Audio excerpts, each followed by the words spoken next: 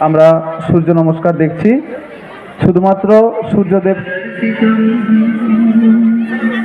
तन्नमामि देवदेव रामकृष्णमीश्वरम् सर्वभूतसर्गकर्मसूत्रबन्धकारणम्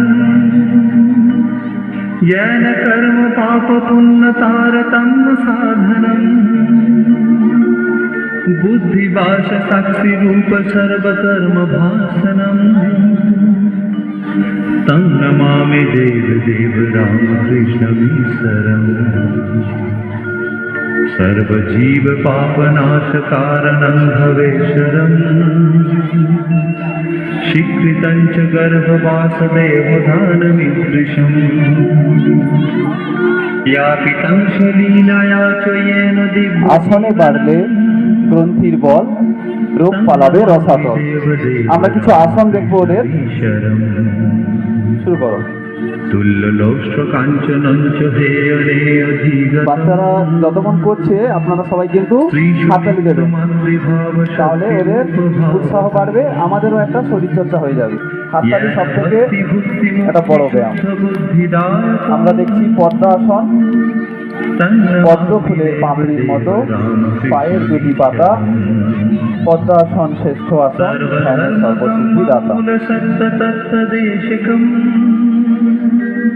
सिद्ध सर्व संप्रदाय वर्जितम् सर्वशास्त्र मर्मदर्शि सर्वविन्निरक्षरम् तं नमामि देवदेव रामकृष्णमीश्वरम्। খাওয়ার পর যদি বজ্রাসন করা হয় তাহলে আমাদের হজম শক্তি বৃদ্ধি পায়, এবং একটা ছড়া আছে, বজ্র কঠিন সম দেহ যদি গরম, আহারের পর তবে বজ্রাসন করো। উপদেশদায়কং হি শোকতাপবারকং तं नमामि देवदेव रामकृष्णमीश्वरम्। নেক্সট পরের আসন, পরের আসন ঢেকাসন। আমাদের মুনি ঋষিরা বিভিন্ন পশু পাখির নাম অনুসারে একটা একটা আসন তৈরি করেছিলেন। ঢেকাসন শুরু করো। আমরা খুব অল্প সময়ের মধ্যে ওদেরকে দিয়ে প্রস্তুত নিয়েছি, একদিনেই অভ্যাস করা হয়েছে।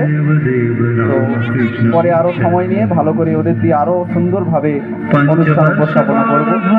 ছেড়ে দাও। অর্ধ উষ্ট্রাসন,